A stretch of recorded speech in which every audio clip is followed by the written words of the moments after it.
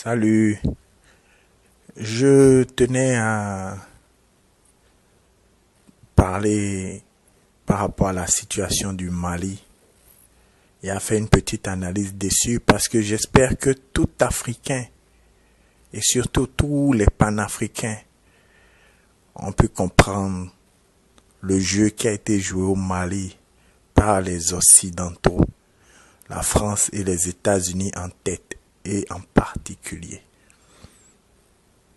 Ça a été un jeu, un scénario magnifique qui a permis d'embrouiller les pistes jusqu'au dernier moment. Mais si vous êtes un routard, un habitué des techniques diaboliques de ces pilleurs, de ces voleurs, de ces vautours, la minute où vous voyez Juppé aller à la télé et dire qu'il faut que l'ONU aille sauver le Mali, alors tout se met en place dans votre tête. Si ça n'avait pas été le cas depuis le début de cette histoire. Avant de décortiquer, avant d'analyser en détail comment les événements se sont passés, comment ce scénario a été joué et mis en place, je vais commencer par un point très important qu'il faudrait garder en tête pour comprendre pourquoi est-ce que tout ce scénario a d'abord été mis en place. Le point très important est que ça fait des années que les Occidentaux, la France et les États-Unis en tête, sous le prétexte de vouloir lutter contre l'AQMI, je vais faire une petite parenthèse. L'AQMI, c'est encore l'organisation. L'AQMI est un cheval de Troie parce que l'AQMI, c'est encore les services secrets français et américains qui sont derrière, ce qu'ils appellent les islamistes qui sont en Afrique. Bon, ça, c'est un autre point, on reviendra dessus. Mais sous le prétexte de vouloir lutter contre l'AQMI dans la région là, du désert, dans le désert que partagent le Mali, l'Algérie, la Mauritanie, tout ça, ils disent qu'ils veulent installer une base militaire composée de forces étrangères, françaises, américaines, européennes. Bon, comme je dis, tout vieux routard africain qui sait ce que veut et ce que vaut l'ennemi en face, ces gens en face, comprend bien que ce n'est pas pour les beaux yeux des Africains et encore moins pour lutter contre des islamistes qui ne font que tuer des Africains. Anyway, qui ne seront un danger que pour des pays africains. Ce n'est pas pour nos beaux yeux qu'ils veulent installer une base militaire. Ce n'est pas pour l'AQMI. C'est eux-mêmes qui commandent l'AQMI. Le but du jeu, c'était d'installer une base militaire dans cette région de l'Afrique afin de pouvoir contrôler non seulement les ressources minières, les richesses minières, énergétiques, le gaz, tout ce qu'on trouve dans cette région-là. La base n'était pas seulement pour contrôler tout ça, toutes ces richesses.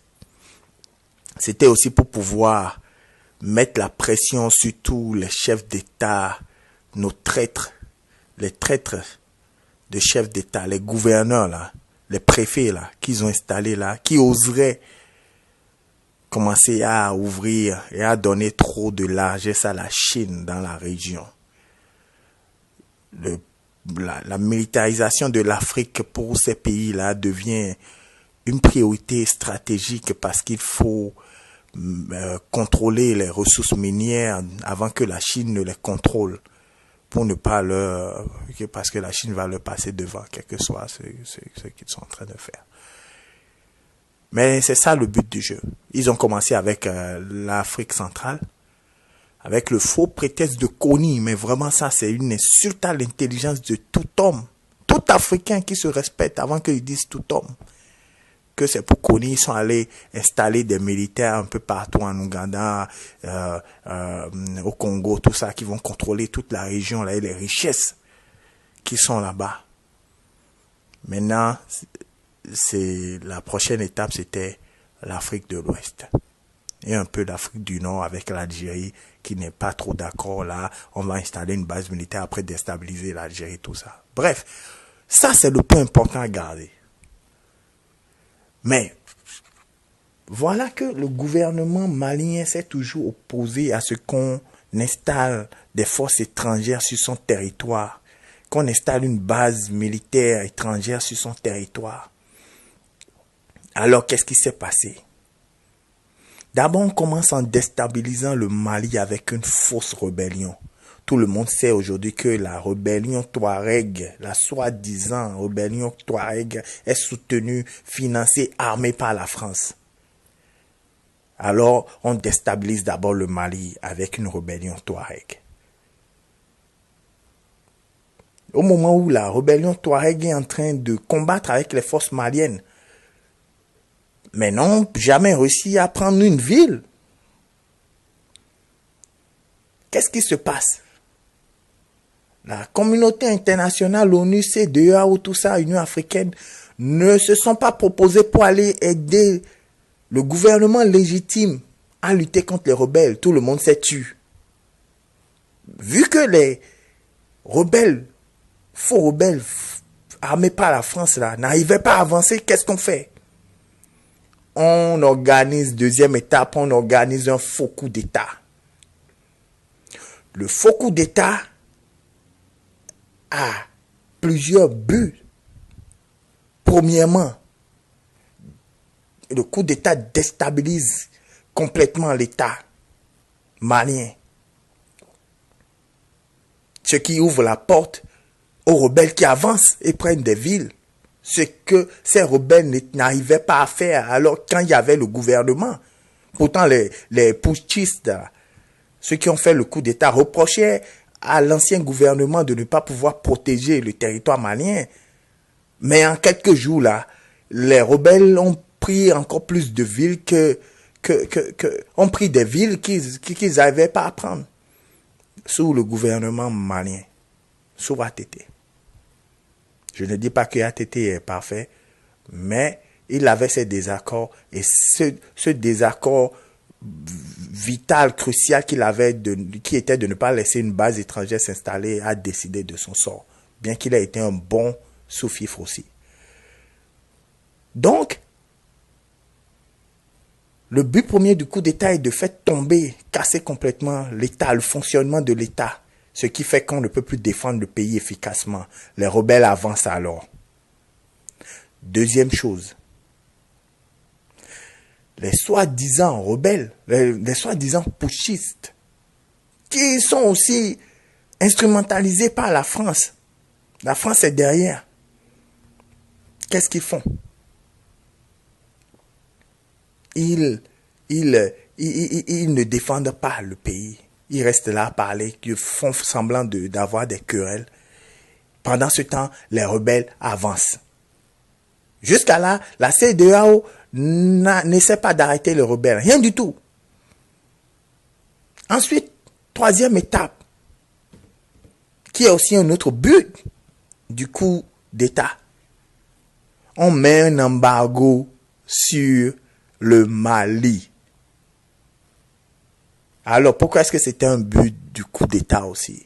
C'était aussi un but du coup d'État parce que si un gouvernement légitime malien était en place, les rebelles n'auraient jamais pu avancer parce que ce gouvernement aurait pu s'armer légalement pour défendre le territoire malien. Il fallait donc déjà enlever un gouvernement légitime, mettre des putschistes là qui vont permettre de justifier qu'on mette un embargo sur un pays qui normalement se défend contre une rébellion armée. Je veux dire, si le but était à ce point de sauver le Mali, oui, il y a des putschistes, mais il y a surtout une rébellion qui prend le pays. Des gens sensés auraient fait quoi? Les putschistes, on les aurait gardés à l'œil. Et on les aurait aidés à battre la rébellion et ensuite à remettre l'ordre constitutionnel en place sous la pression. Non, c'est pas ce qu'on a fait. On met la pression tout de suite. C'est un pays qui a besoin d'acheter des armes, qui a besoin de faire entrer beaucoup d'argent pour pouvoir se défendre et se reconstruire face à cette rébellion qui avance. En fait, tout ça dans quel but? dans le but que le recours à l'ONU et aux forces étrangères soit l'ultime recours que le Mali ait pour se défendre. Maintenant, officiellement, on peut demander à l'Europe, aux Occidentaux, aux États-Unis, à la France de venir sauver les Maliens. Maintenant, on peut le faire. Parce qu'on va dire, le Mali est sous embargo, ils ne peuvent pas se défendre. De toute façon, même si les Maliens avaient envie de se défendre, ils ne peuvent même pas, parce qu'on aura tout coupé. Voilà comment on dit qu'on les aide. Et maintenant, donc, la seule façon qui reste pour les aider serait donc d'envoyer les forces étrangères qu'on a toujours voulu installer. Une fois que ces forces vont rentrer, un peu comme au Congo ou en Côte d'Ivoire, elles ne repartiront plus jamais. Pourquoi? Parce qu'elles ne sont pas là pour défendre qui que ce soit ou pour empêcher quelques massacres que ce soit. On a vu en Côte d'Ivoire, elles étaient là quand on a tué des milliers de civils et qu'on continue à les tuer aujourd'hui. On a vu ça au Congo, on voit ça au Congo. Elles sont là. C'est elles-mêmes qui pillent et violent les femmes, tuent, violent, pillent les richesses. Voilà à quoi ces forces servent. Alors, comme au Congo et comme en Côte d'Ivoire, on va envoyer ces forces là-bas pour contrôler.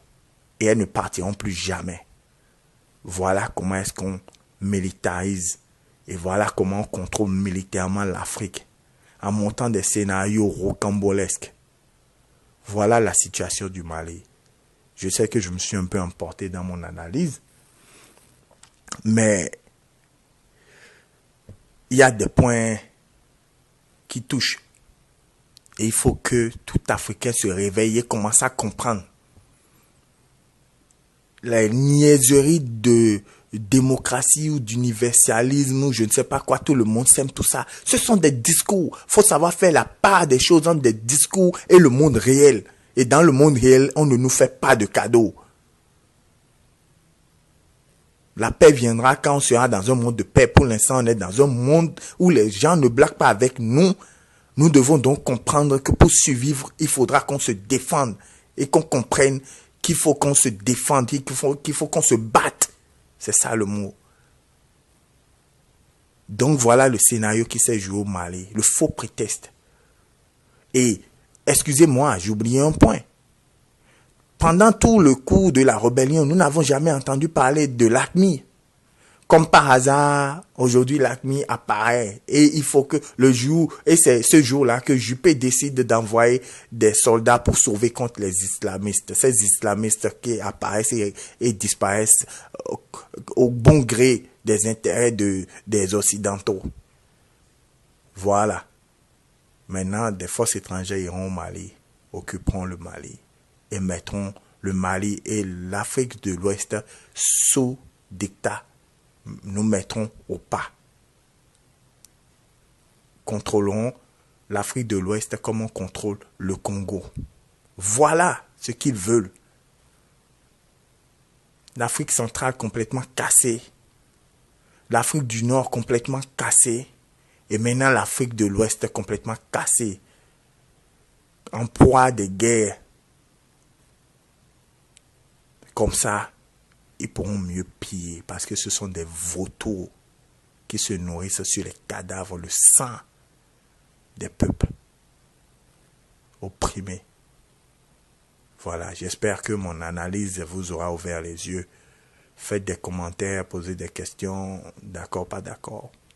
C'est mon analyse, je ne dis pas que c'est la vérité, mais je pense que c'est comme ça que les choses se sont jouées. Fausse rébellion.